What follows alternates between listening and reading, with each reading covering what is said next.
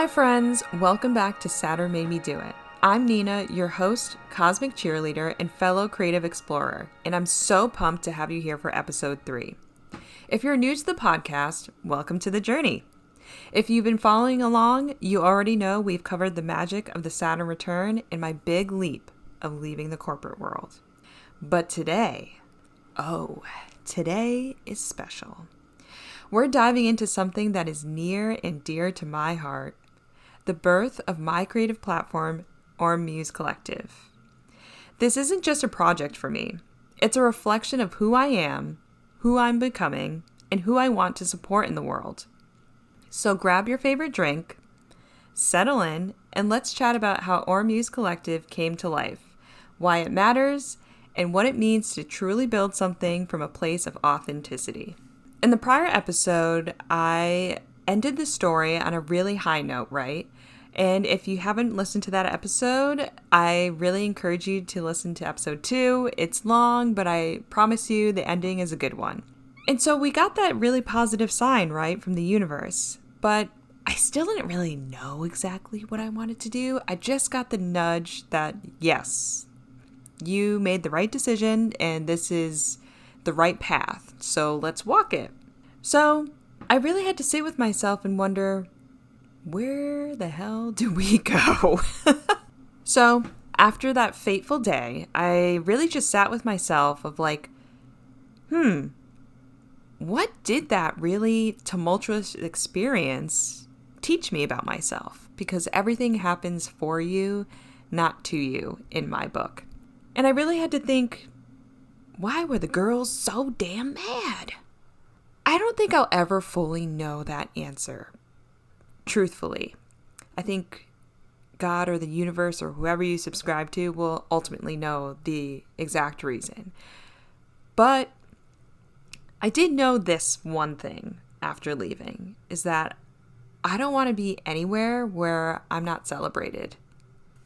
I found myself often thinking about spaces I've been in, and I'm sure on this podcast we'll get into the crazy and very interesting lore that is my life.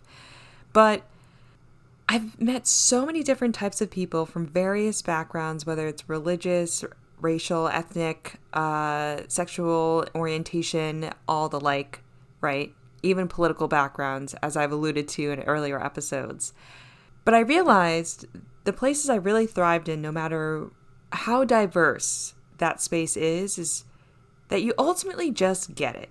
That you know, ultimately, everyone can have a conversation and life moves on, good, bad, and ugly, and you'll be all right in the end. The idea of Orm Muse Collective kind of just came out of this craving of a space where people just get it. A space for creatives like me who are multi-passionate, who want to do more than just fit into one singular box, and who believe in the power of storytelling and art and expression to change the world. So when I was going through my Saturn return and I just left that corporate job, I really just, I guess you could say I realized that there wasn't just one thing I wanted to do, as I'm like sitting here thinking, well, what do I like? I didn't want to just choose between writing. I didn't want to choose just building community. And I certainly didn't want to just silo myself into only investing in creativity. I wanted to do all of it, but in a way that just felt cohesive and impactful. Orm Muse Collective became the answer to that. It's a multidisciplinary creative platform where art, design, storytelling, and collaboration come together. It's about blending passion with purpose and creating a space where creatives feel seen, heard, and empowered. But let's be real. Starting anything from scratch isn't easy. In fact, if we continue on the themes of me looking to the past for answers and just basing my decisions on how I felt about certain topics or experiences, I remember just like sitting with myself, just being like, okay, I'm starting from scratch. I'm trying to blend all of my passions into one big iconic idea and platform. What do I need to learn and where am I going to learn it, right? So what we know from the first 2 episodes, because we love continuity and things that make sense, we know that, all right, I wanted to go into venture capital, and that was my initial intent. We also know that in my career, I have devoted it to helping people. That actually brings me boatloads of joy. I don't think there's ever been a period in my life, nor there ever will be, where there isn't some form of philanthropy or paying it forward, because I don't know, I just don't believe in just complete greed and like stepping on people. I don't know, not my thing. Okay, so we know this, right? So weirdly, we know, okay, Nina likes venture capital. She likes risky things because I bet on myself every time and I win. We also know that I really enjoy paying it forward. And then on top of that, we know that I use money as a tool, not as a destination. And then finally, we know I'm a creative girl at heart. In another universe, I ended up going to like fashion school, and maybe like I have a brand that is at the same level as the Rogue for all we know, you know?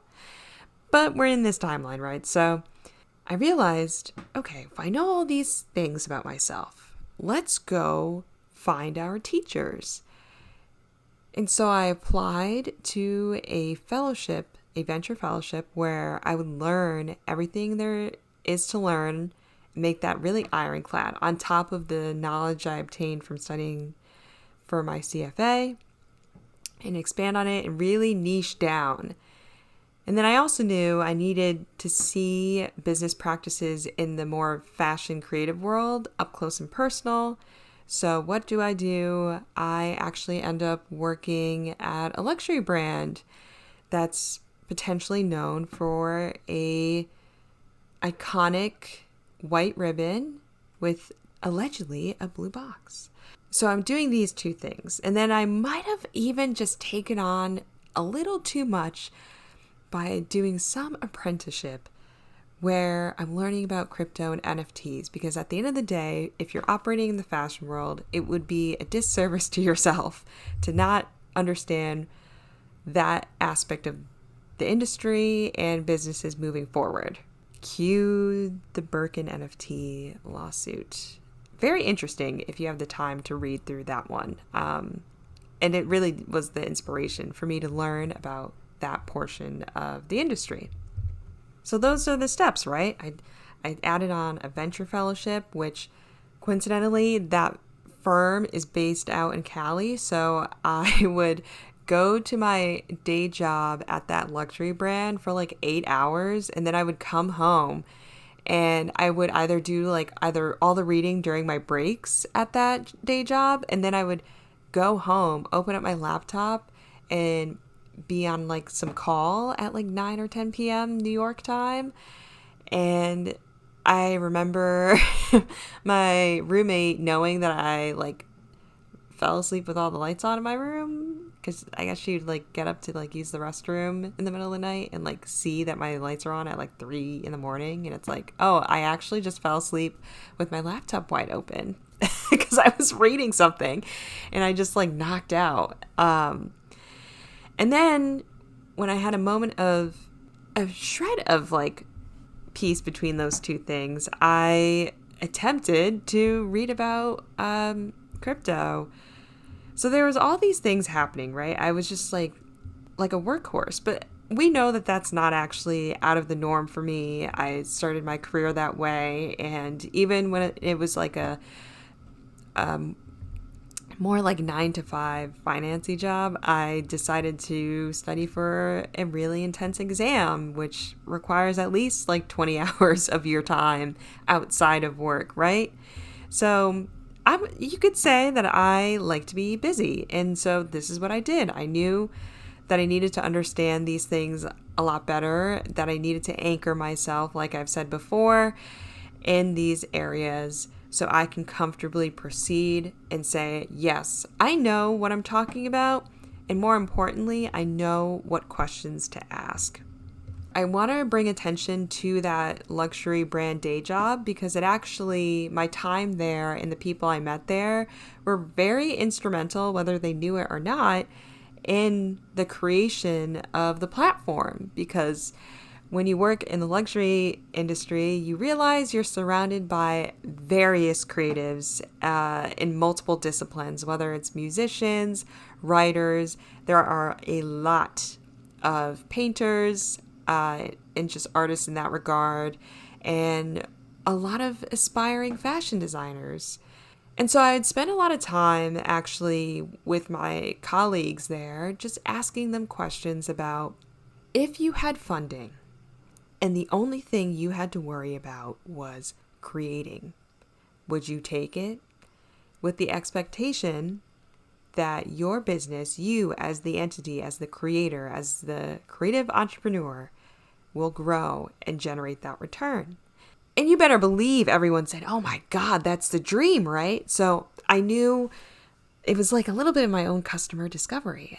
I knew that, yes, people will rise to the occasion if you invest in them and if you give them a fair shake. And because it's me that's giving them the fair shake, and because I will root for anyone I believe in, they will succeed.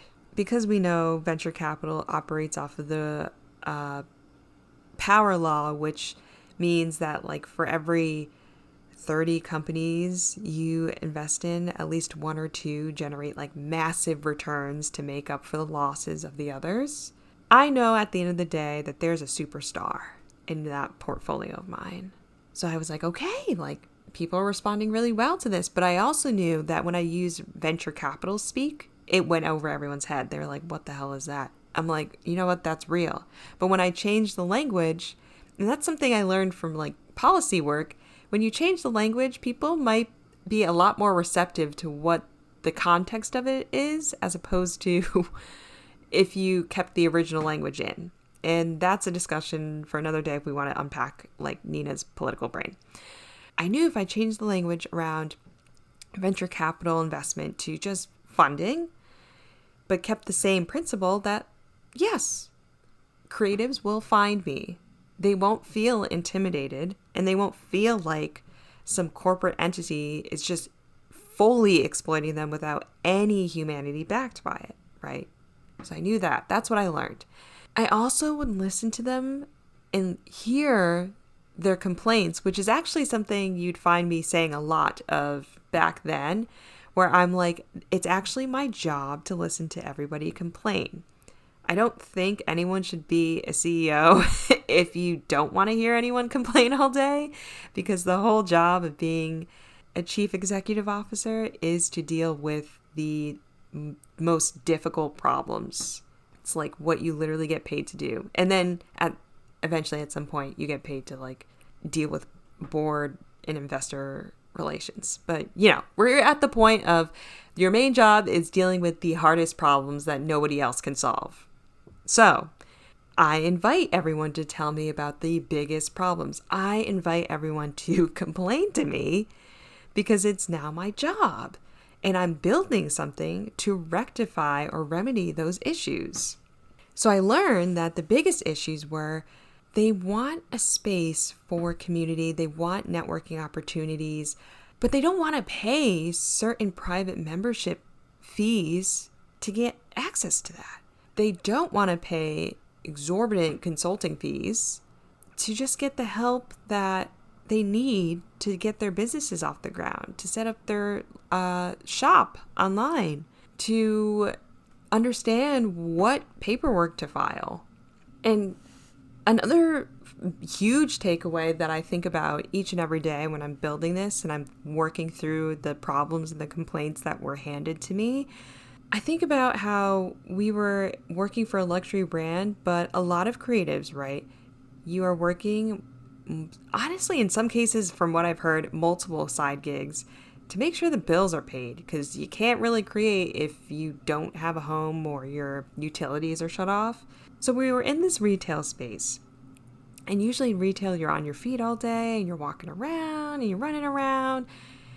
And then you get home. You may have clocked in 20,000 steps for the day, but baby, when you get home and you sit down, or heaven forbid, you lay down on that couch, you are not getting up.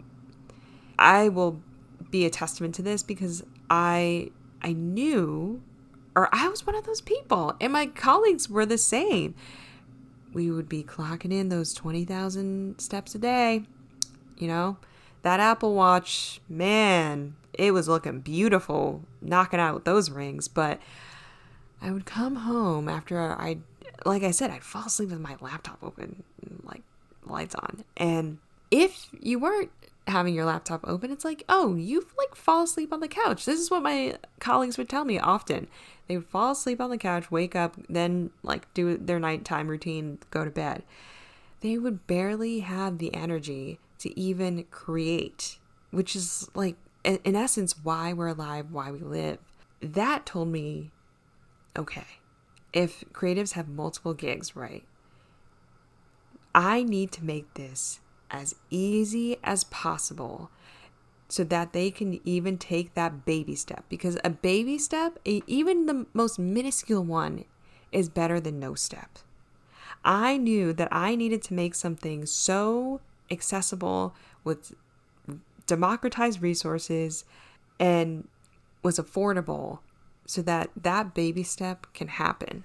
So that's why I ended up making the website, because a lot of the times you have like, you know, maybe like a 15-minute break and then your lunch, and, you know, maybe you get on your phone really quickly when it's a little dead. And maybe in that moment, my fellow creatives can actually read an article by me that explains, this is how you write an artist statement. This is why you need one. And it's like a quick read. I usually try to make them like 2-3 minutes max, so that you learn a little something along the way while you have the energy in the moment.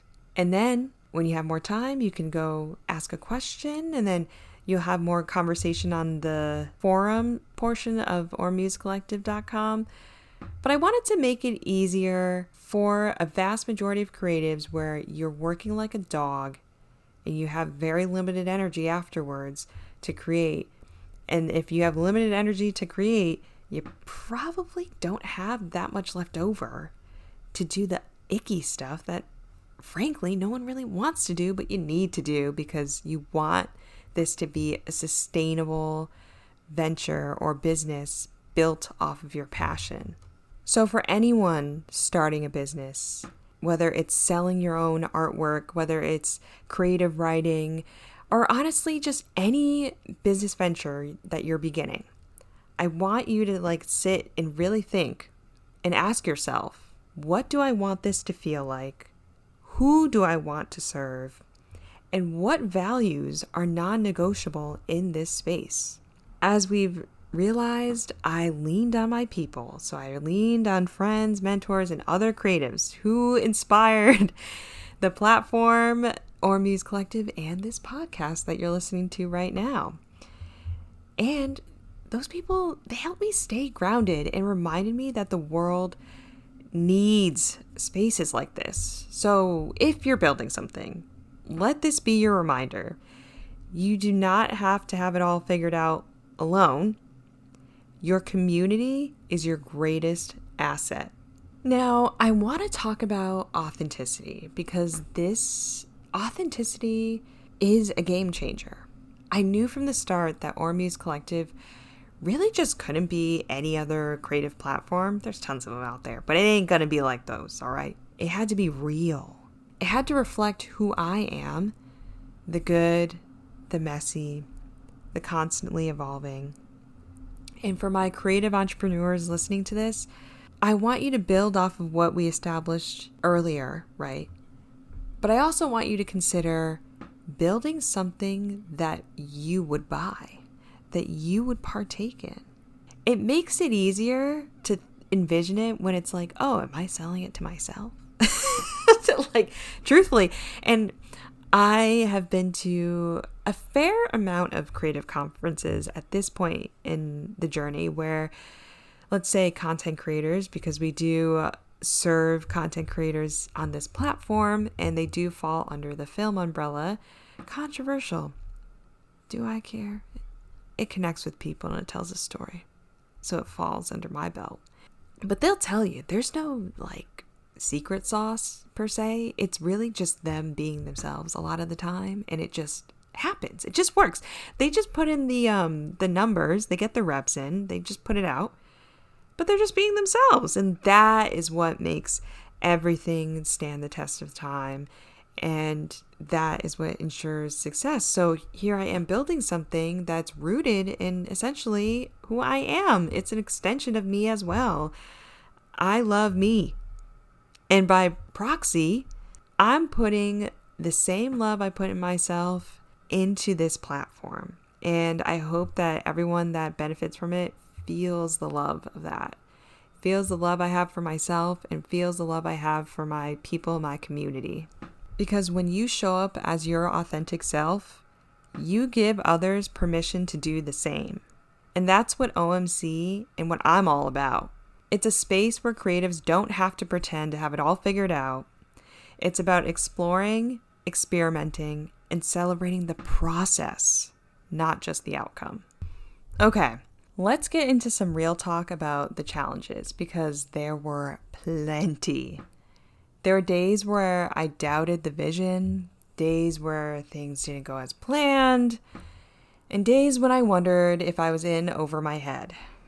But here's the thing about challenges. They're not roadblocks. They're teachers. Every obstacle I faced forced me to get clearer on my purpose, to pivot when needed, and to keep going even when it felt hard. One of the biggest breakthroughs for me was realizing that success doesn't have to look like what everyone else is doing. For Orm Muse Collective, success isn't about numbers or followers. It's about impact. If even one creative feels more confident, inspired, or supported because of this platform, that's a win in my book. So let's get down to it. What exactly does Orm Muse Collective stand for? Well, at its core, it's about 1, creativity being a way of life. It's not just a hobby or career, but a way to see the world and express yourself. Secondly, empowering emerging talent, especially creatives who may not have had the resources or support to pursue their dreams. Third, community over competition. We rise by lifting each other up. And fourth, pushing boundaries, challenging the status quo and exploring what's possible in art, fashion, and storytelling. Orm Muse Collective is still in its very early stages, but let me tell you, the vision is big. We're talking about networking events, virtual galleries, resources for creatives, and collaborations that push the boundaries of what's possible. But more than that, it's about continuing to show up authentically and creating a space where creatives feel like they belong. The journey is just beginning, and I'm so excited to see where it takes us. All right, friends, that's a wrap for today's episode. Thank you for letting me share the story behind Orm Muse Collective. If there's one thing I hope you take away from this, it's this. You have the power to build something beautiful and meaningful, no matter where you're starting from. Trust yourself, trust your vision, and don't be afraid to dream big. If this episode resonated with you, I'd love to hear your thoughts. Connect with me on social media or shoot me a message. And if you know someone who needs a little inspiration, share this episode with them. Let's keep building this cosmic community together. Next week, we're diving into the challenges and rewards of embracing failure. Because trust me, it's all a part of the process. Until next time, keep shining, keep creating, and remember, Saturn made you do it.